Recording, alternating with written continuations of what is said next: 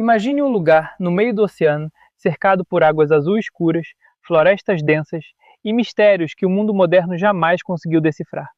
Esse lugar é uma das ilhas mais isoladas e proibidas do planeta. Localizada no meio do Oceano Índico, ela parece saída de um filme. Praias intocadas, natureza selvagem e nenhum sinal de tecnologia, prédios ou estradas. Lá, o tempo simplesmente parou. Enquanto o resto do mundo avançava, essa ilha continuou exatamente como era há milhares de anos. Poucas pessoas já chegaram perto, e quase nenhuma voltou com histórias completas para contar. Aviões não pousam, barcos não atracam, e qualquer tentativa de aproximação é recebida como uma ameaça. É como se a própria ilha dissesse: aqui você não é bem-vindo. E por trás dessa barreira natural, existe um povo que vive completamente desconectado da civilização, protegendo seu território com determinação absoluta.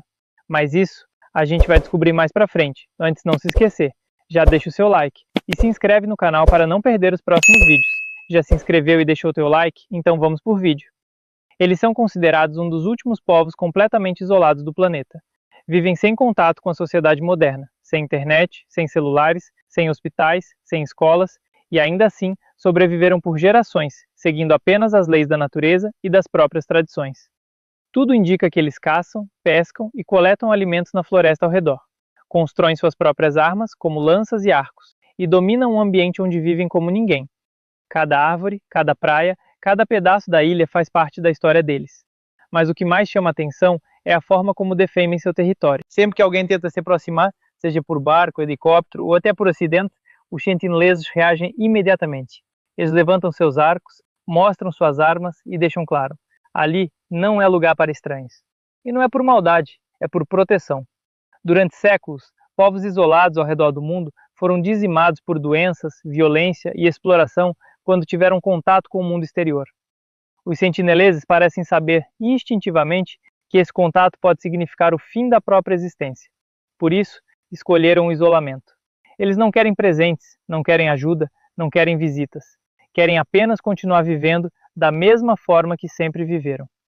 O mais impressionante é pensar que, enquanto nós dependemos de tecnologia, energia, remédios e sistemas complexos para sobreviver, eles continuam firmes, apenas com conhecimento ancestral, passado de geração em geração. É como se fossem um fragmento vivo do passado da humanidade, resistindo ao tempo. Um povo que prova que existem diferentes formas de viver, diferentes formas de enxergar o mundo e diferentes formas de sobreviver. Eles vivem em um pequeno território, cercado por mar aberto, recifes perigosos e uma floresta fechada que dificulta qualquer acesso. Esse isolamento natural foi, ao longo dos séculos, a maior proteção dessa tribo. Acredita-se que os sentineleses estejam ali há mais de 60 mil anos. Isso significa que eles já viviam naquele lugar muito antes das grandes civilizações surgirem, antes das pirâmides, antes das grandes cidades, antes da escrita. Enquanto o mundo mudava, eles permaneceram fiéis ao próprio modo de viver. Eles não usam roupas como conhecemos hoje. Em geral, usam apenas pequenos adornos feitos com fibras naturais, folhas ou materiais encontrados na ilha. Muitos carregam coages, faixas e pinturas corporais que provavelmente têm significados culturais importantes. Suas casas são simples, feitas com galhos, folhas e madeira. Algumas são construídas perto da praia, outras mais para dentro da floresta. Tudo é pensado para resistir ao clima, às chuvas e aos ventos fortes da região. A alimentação deles vem totalmente da natureza. Eles pescam no mar raso, caçam pequenos animais, coletam frutas, raízes e mel. São excelentes nadadores e conhecem perfeitamente os recifes ao redor da ilha. Conseguem se mover na água com uma facilidade impressionante, algo que poucas pessoas do mundo moderno conseguem fazer. Suas armas também são feitas à mão. Arcos, flechas, lanças e facas improvisadas fazem parte do cotidiano. Algumas pontas de flechas são feitas com pedaços de metal retirados de destroços de navios que já encalharam perto da ilha.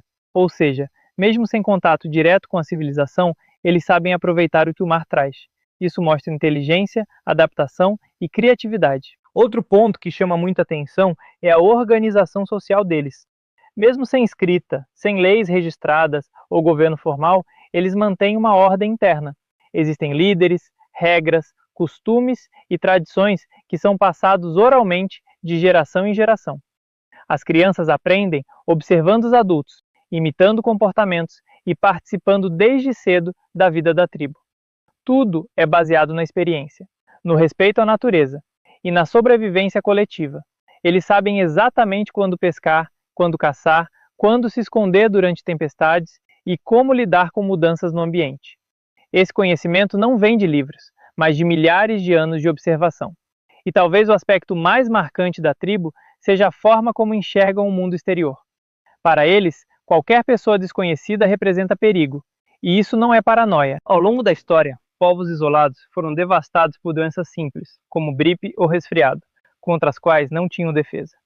Um simples contato poderia matar boa parte da tribo. Os sentineleses, de alguma forma, entenderam isso. Por isso, reagiram com firmeza, com arcos levantados, com lanças apontadas, com avisos claros. Eles não atacam por ódio, atacam por sobrevivência. Cada gesto deles é uma forma de dizer: nós queremos continuar existindo. Mesmo vivendo sem tecnologia, sem medicina moderna e sem conforto material, eles mantêm algo que muitos perderam: equilíbrio com o ambiente. Não exploram além do necessário, não desperdiçam, não destroem, vivem apenas com o que precisam. E isso transforma a tribo sentinela em um dos maiores mistérios vivos da humanidade. Eles são como uma janela para o passado, um retrato de como nossos ancestrais viveram, uma prova de que o ser humano consegue sobreviver de muitas formas diferentes. Na próxima parte, a gente vai falar sobre os encontros reais, as tentativas de contato e os episódios mais polêmicos envolvendo essa tribo. Histórias que chocaram o mundo inteiro. Durante muito tempo, ninguém sabia quase nada sobre eles. A única coisa visível era o silêncio da ilha, quebrado apenas pelo som do mar e pelo vento nas árvores. Mas, com o avanço das navegações e das explorações, alguns encontros começaram a acontecer. E quase todos terminaram da mesma forma, com tensão, medo e perigo. No século passado, pesquisadores e autoridades da Índia tentaram se aproximar da ilha algumas vezes. A intenção, segundo eles, era estudar a tribo, oferecer presentes e tentar estabelecer um contato pacífico. Levavam cocos, ferramentas, alimentos e objetos simples.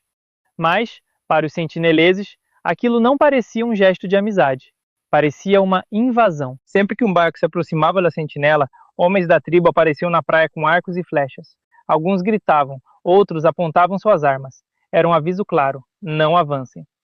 Em uma dessas tentativas, helicópteros sobrevoaram a ilha e jogaram presentes na areia.